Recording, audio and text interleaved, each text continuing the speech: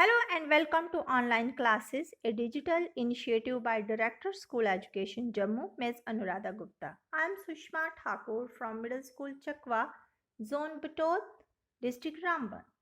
Well, students, today's topic is tenses. But before we begin to learn tenses, let's find out the difference between time and tense. Time is indefinite continued process of existence and events. I repeat, time is indefinite continued process of existence and events. Indefinite means no beginning, no end. So time has no beginning or end. Continued means non-stop. So time has no beginning or end and is non-stop. Progress of existence means how the universe changes and events in it takes place. Thus time is a non-stop change in universe having no beginning or end. I repeat again, thus time is a non-stop change in universe having no beginning or end. Tense refer to the time of a situation. It refers to continuance or completeness of an action. Tense is made by using verb in different forms according to the situation.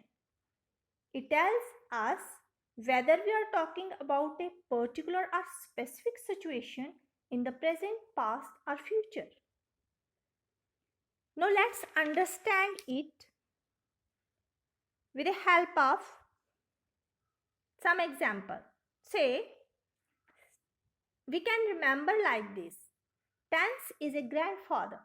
He has 3 sons. Suppose Tense is a grandfather. He has 3 sons. Present, past, future. Each of them has 4 sons. So Tense has 12 grandsons. Present, son of the Tense, present, gave his 4 sons his surname.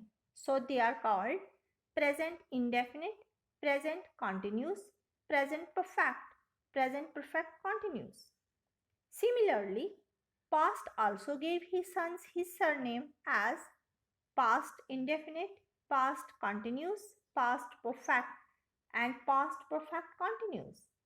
And so the sons of the future are future indefinite, future continuous, future perfect, and future perfect continuous. Now, let's this family of the tense we understand in table form. There are 3 times: present, past, and future, and 4 aspects: indefinite, continuous, perfect, and perfect continuous. The time and aspects combine together to form 12 tenses in the English grammar. Thus, present time combined with indefinite aspect to form present indefinite tense. Indefinite is also called simple. Thus, we can also say present simple tense. All these tenses in the table are also made like this. Now, we will learn present indefinite tense or present simple tense. Look at the structure of this sentence. Look at the structure of in present indefinite tense. Subject, first we write subject, then verb, and then object. If we have plural subjects are I, they, we, you, we use base form and remaining sentence. If we have singular subject or he, she, it, we use base form with s or es. Now, let us understand this concept with the help of some examples. Mohan goes to school. The sun rises in the east. She speaks truth. In these sentences, all the subjects are singular. Mohan, singular subject. The sun, singular subject. She, singular subject. We have added in first sentence es with go, in second sentence s with rise, and third sentence s with speak. There are rules to add SRES with base form of the verb which can be learned separately. Again, look at these sentences. They always come here in the morning. We get up early in the morning. Dogs bark. They all, in these sentences, we have used only the base form and first form of the verb, no s or es with it because the subject is plural. Now let's understand uses of present indefinite tense. We use present indefinite tense when we describe habit. He smokes cigarette. He smokes cigarette. Cigarette smoking is a habit. He plays hockey in the evening. This sentence shows routine. We use present indefinite tense when we describe routine. And the third use is when we state universal facts. The earth moves around the sun. The earth moves around the sun is universal fact. Now we come to past indefinite tense. Let's first understand the structure.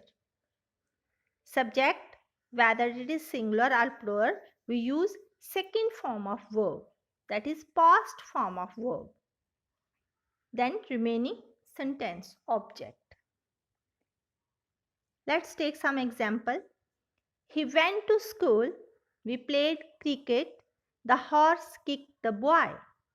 The structure of past indefinite tense is very simple and its use is also very simple. Look at the structure first. We use only second form of the verb with singular or plural subject. Then uses of